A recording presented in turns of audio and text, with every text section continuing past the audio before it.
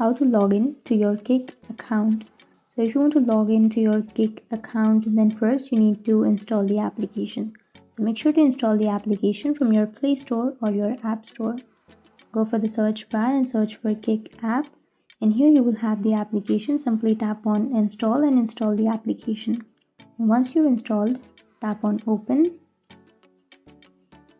and here you will have login option. So if you want to log into your account, tap on login, and here you need to enter your email or your Kik username, and then you need to enter your password.